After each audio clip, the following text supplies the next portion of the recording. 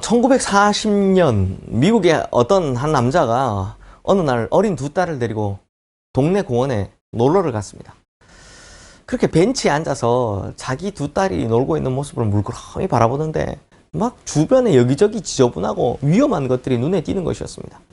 술병도 깨져 있고요. 막 위험한 것도 그냥 방치되어 있고요. 너무 허술한 공원 관리에 분노를 느낀 이 남자가요, 잠시 마음을 가라앉히기 위해서 눈을 감고 생각을 하기 시작했습니다. 그리고 그 감은 눈 안에서 밝고 깨끗한 공원, 정말 흥미진진한 놀이시설들이 갖춰진 공원, 이런 모습을 그리기 시작했습니다. 잠시 후에 이 사람이요, 눈을 번쩍 뜨고 벤치에서 일어나면서 자기가 이런 공원을 만드는 것이 좋겠다라고 생각을 하게 됩니다.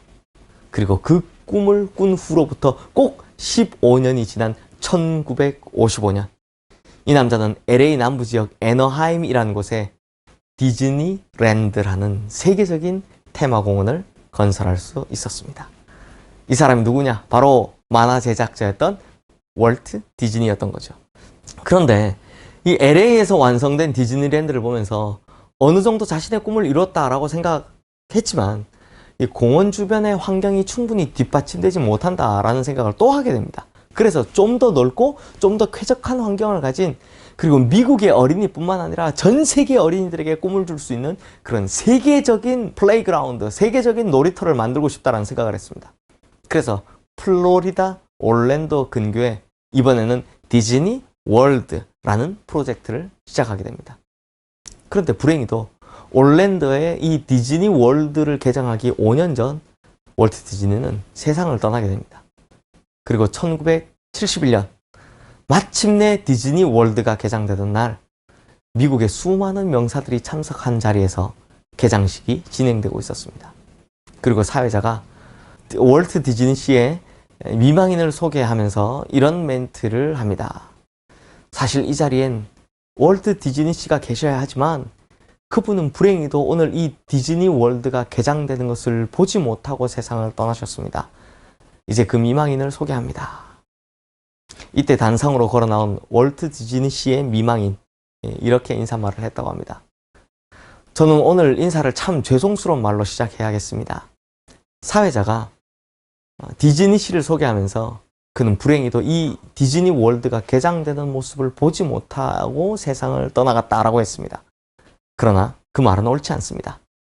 디즈니 씨는 오늘 이 디즈니 월드가 오픈되는 것을 이미 보고 있었습니다. 왜냐하면 그분은 보면서 일했기 때문입니다. 그분이 먼저 보았기 때문에, 이미 보았기 때문에 저와 여러분이 이 자리에 있을 수 있는 것입니다. 사랑하는 성도님들, 이렇게 먼저 보는 것을 우리가 비전이라고 하죠. 즉 비전이란 보이지 않는 미래를 볼 수 있는 능력을 가리킵니다. 그런데요, 성경이 말하는 비전은 이 세상이 말하는 것과는 좀 차이가 있습니다. 왜냐하면 성경에서의 비전은 내가 원해서 보는 것이 아니라 누군가가 보여주기 때문입니다. 그렇다면 누가 완벽하게 우리의 미래를 보여줄 수 있습니까? 우리의 과거, 우리의 현재, 우리의 미래를 완벽하게 다 보실 수 있는 단 한 분, 하나님밖에 없습니다. 또한 하나님께서는 우리의 미래를 건설하고 준비하고 인도하시는 분이시기 때문입니다. 그래서 현존하는 최고의 신학자 중 한 명인 이 독일의 위르겐 몰트만 교수는 자신의 가장 유명한 저서 중 하나인 희망의 신학이라는 책에서 이런 하나님을 미래에서부터 우리를 기다리시는 하나님이라고 표현을 했습니다. 그러므로 하나님께서는 우리를 위해서 놀라운 미래를 준비하고 계시다라는 것입니다. 그래서 우리에게 희망이 있다라는 것입니다. 오늘 본문인 창세기 15장 말씀도 마찬가지입니다. 오늘 본문 이렇게 시작되죠. 이후에 여호와의 말씀이 환상 중에 아브라함에게 임하여 이르시되, 여기서 환상이라고 표현한 것은 막 우리가 흔히 생각하는 뭐 신비하고 몽롱하고 막 이런 것들이 아닙니다. 이거 뭐냐? 바로 분명한 비전입니다. 즉 하나님의 말씀이 비전의 형태로 아브라함에게 다가온 것입니다. 그런데 이 비전이 시작되면서 하나님께서는 아브라함아, 두려워하지 말라라고 말씀을 시작하십니다.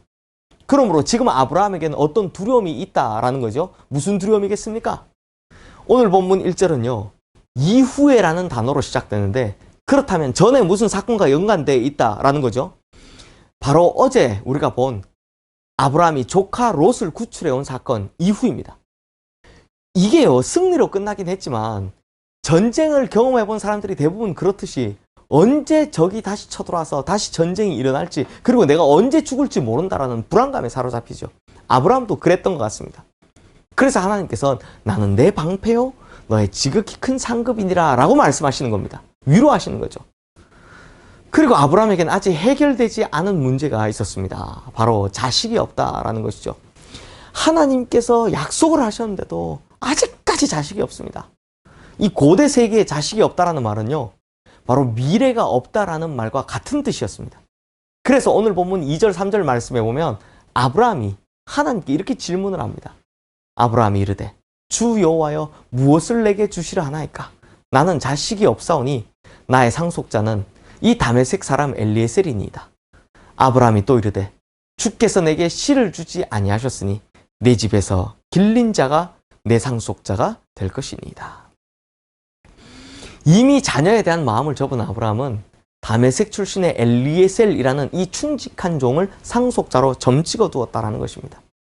그런데 하나님께서는 4절 말씀처럼 그 사람이 네 상속자가 아니라 내 몸에서 날 자가 내 상속자가 되리라 라고 다시 한번 약속해 주십니다. 이 순간 아브라함이 얼마나 기뻤겠습니까? 왜냐하면 포기했던 꿈이 다시 회복되는 순간이기 때문입니다. 그런데 성도님들, 오늘 본문의 내용을 가만히 들여다보면 이 모든 하나님의 축복의 약속은 주 여호와여 무엇을 내게 주시려 하나이까? 라는 이 한마디의 기도에서부터 시작되었다는 것을 알 수 있습니다. 기도로부터 시작되어 두려움이 깨어지고 희미해져 갔던 아브라함의 꿈이 다시 회복되기 시작한 것입니다. 그러므로 성도님들, 기도를 한다는 것은 단순하게 말하면 우리가 소원하는 바를 아뢰는 것이지 않습니까? 아니죠. 기도는 하나님의 비전을 구체화하는 것입니다. 하늘에서 이루신 것을 이 땅에서도 이루어지도록 말이죠. 즉 기도는 꿈을 현실로 만드는 것입니다. 기도는 꿈을 자라게 하는 것입니다. 그리고 오늘 본문처럼 기도는 깨어졌던 꿈을 회복시켜주는 것입니다. 그래서 기도는 아무리 열악한 현실과 상황 속에서도 우리를 인내하게 만들어주는 힘이 되는 것이죠. 그래서 기도가 중요합니다.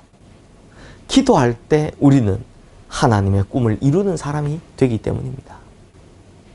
이제 말씀을 마무리하겠습니다. 성도님들, 네덜란드계 아버지와 함께 사업을 하다가 사업에 큰 흥미를 느끼지 못한 젊은이 하나가 미국의 트리니티 신학교에 입학을 했습니다. 이 사람이 신학교에 입학하게 된 동기가요, 목사가 되는 것이 장사하는 것보다 낫겠지라는 아주 정말 이 평범한 생각, 조금 좀 이상한 생각 때문이었다라고 합니다. 그러니까 크게 뭐 목사를 할 마음은 없었던 거죠. 그냥 장사하는 것보다 낫겠다라고 생각한 겁니다. 그런데 어느 날 사도행전 과목을 가르치시던 교수님께서 사도행전 2장에 나오는 초대교회에 관련된 강의를 하면서 초대교회의 특징을 이렇게 말씀해 주셨다라고 합니다.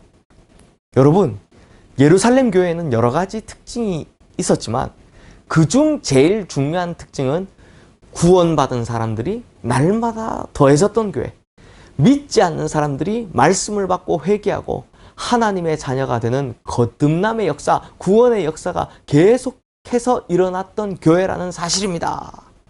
그런데 초대교회 이래로 교회의 진정한 초점이 불신자들에게 맞춰져 교회의 회집으로 모임을 가질 때마다 구원의 역사가 일어나는 이런 놀라운 교회는 이 지구상에서 그렇게 많이 세워지지 않았습니다. 여러분, 이 세상은 아직도 전도적 교회, 정말 전도에 초점을 맞춘 위대한 교회를 기다리고 있습니다. 여러분 중에 누군가가 그런 교회를 건설하여 주님 앞에 드릴 수 있을 것입니다. 라고 말씀하신 거죠. 이 말을 듣는 순간 이 학생이 속으로 이렇게 외쳤답니다. That is it! 바로 그거야! 왜냐하면 그 강의를 듣고 있던 이 학생의 마음속에 교수님의 말씀이 화살처럼 꽂혔기 때문입니다. 바로 하나님의 비전이 말씀의 형태로 임한 것이죠. 얼마나 감격적이었는지 그 순간 이 학생이요, 자리에서 벌떡 일어나고 싶을 뻔했다고 합니다. 막 소리치고 싶었다고 합니다. 하지만 수업 시간이라 어려우니 그저 숨을 죽이고 고개를 숙이고 잠깐 이런 기도를 했다고 합니다. 하나님, 원하시면 그런 교회를 만드는데 저를 사용하여 주시옵소서.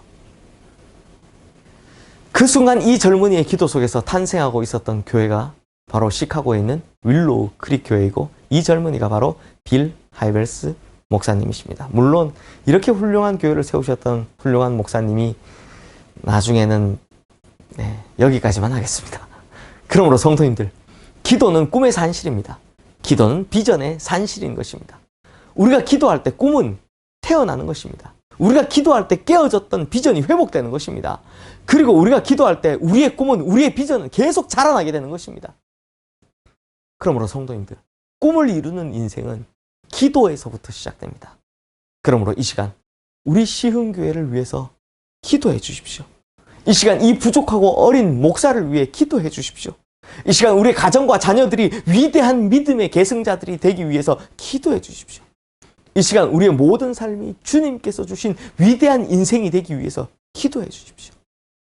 사랑하는 성도님들, 우리가 기도할 때 아브라함처럼 기도한 대로 비전을 이루는 삶을 살게 되리라 확신합니다. 기도하겠습니다. 하나님 아버지, 이 시간 하나님의 말씀을 통해 비전 얻기를 원합니다. 그러므로 아브라함의 기도에 응답하셨던 주님께서 오늘 우리가 교회를 위해, 주의 종을 위해, 우리의 가정과 자녀를 위해, 또 우리의 인생을 위해 특별히 하늘의 뜻이 이 땅에 이루어지기 위해 기도하는 이 모든 기도에 주님 응답하여 주시옵소서. 예수 그리스도의 이름으로 기도드리옵나이다. 아멘.